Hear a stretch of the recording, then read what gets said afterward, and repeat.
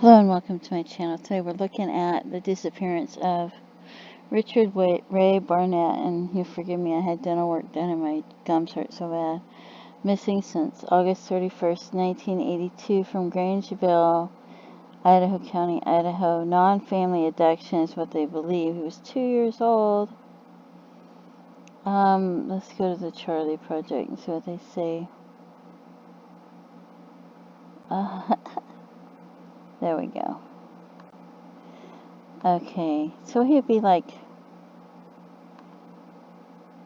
42 now. It says he was 2 years old and he was wearing a pajama top and cowboy boots.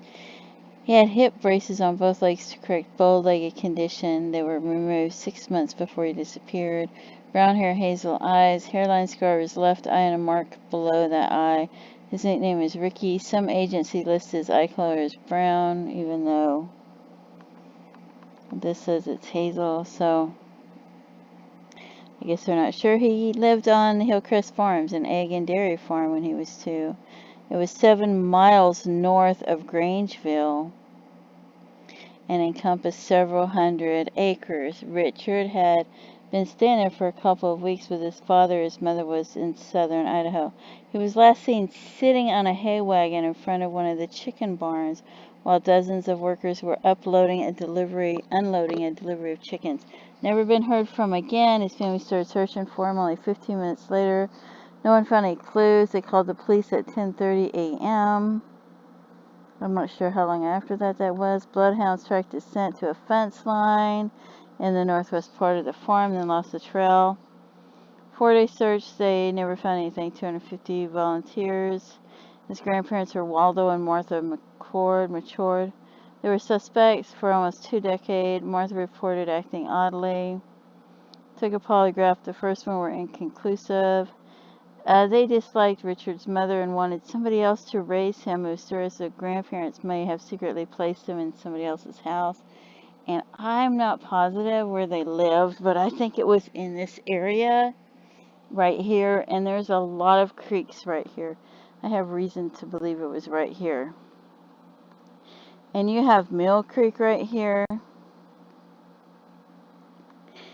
And you have Butcher Creek right here, and I'm not sure if this is part of Butcher Creek but there's a lot of creeks right here, and there's a lot of water, so anyway, and this one's called Poor Farm Road, but you can see all the water out there.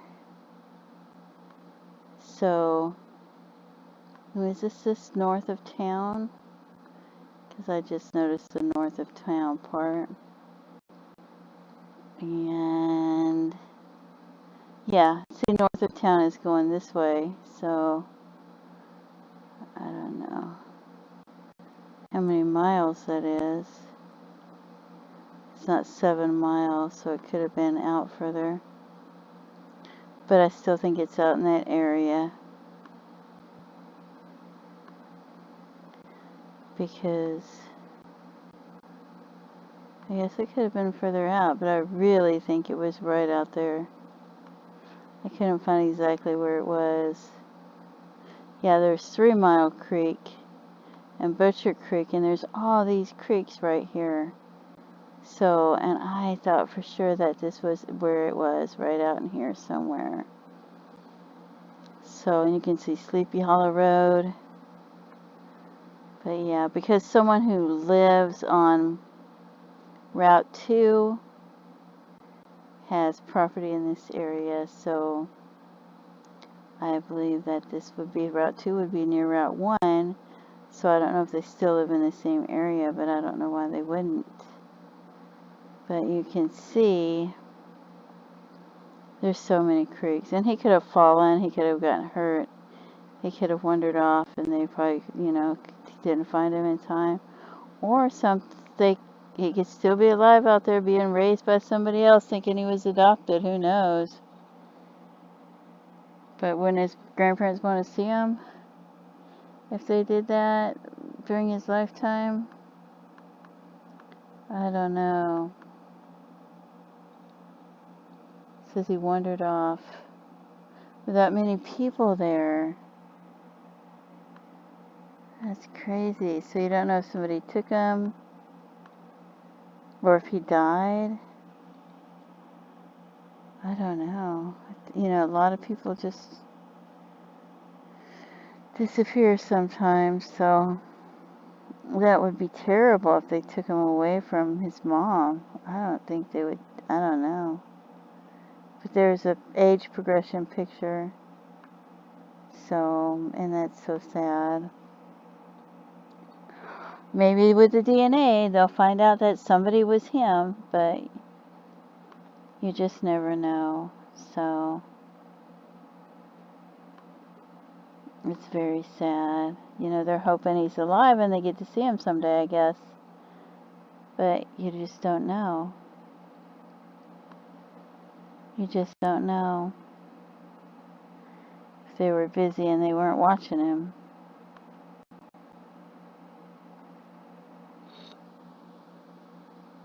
There's a lot of places that he could end up.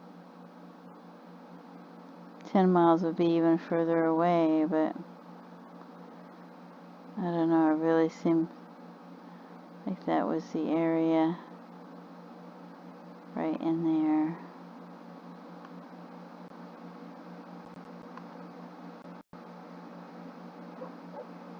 So anyway, please feel free to leave comments and let me know what you think. Do you think he's still alive, or you think he wandered off and got lost and something happened to him and he just didn't make it because he's so tiny, right? You probably go right under the fence, but who knows? It's very sad. So if you know anything, please feel free to leave comments. Thank you so much for tuning in, and prayers for his family and his loved ones. Have a great day. Bye-bye.